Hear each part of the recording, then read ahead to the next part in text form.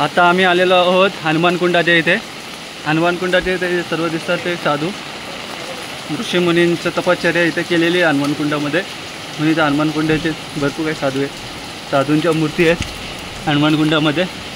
ते मंदिर आहेत हनुमानकुंडाच्या आजूबाजूला, ते सर्व काही दिसतात ते हनुमानकुंडाच्या बाजूला मंदिर आहेत. हनुमानकुंड हे मुख्य मंदिरापासून 1 किलोमीटर सांगतात, 2 किलोमीटर रील्सवाले, पण मला असं वाटतं 1 किलोमीटर हे जास्त लांब नाही आहे.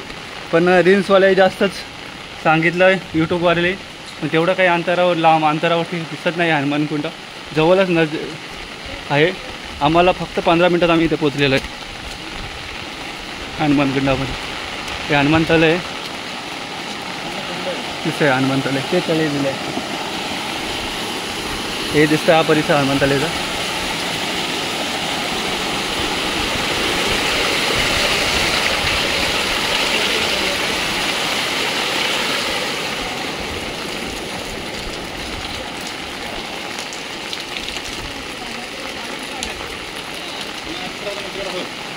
काय ही हनुमानाची भली मोठी मूर्ती आहे तिथे. आपण आतमध्ये नंतर जाऊ. आता पुटं घातलेले आहेत. आधी सध्या आपण सगळा परिसर फिरून घेऊया हनुमान मंदिराचा.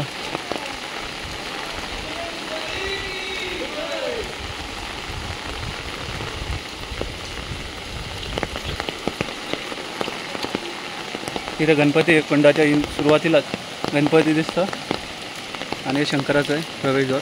हा दिसतं हा सगळं हनुमान मंदिर. हा हे महाराजांचं म्हणजे स्वामींची मंदिर आहेत. हा आश्रम आहे महामंडलेश्वरांचा. आणि ही एक अजून एक मंदिर आहे मंदिराच्या जवळ हनुमानकुंडाच्या परिसरात.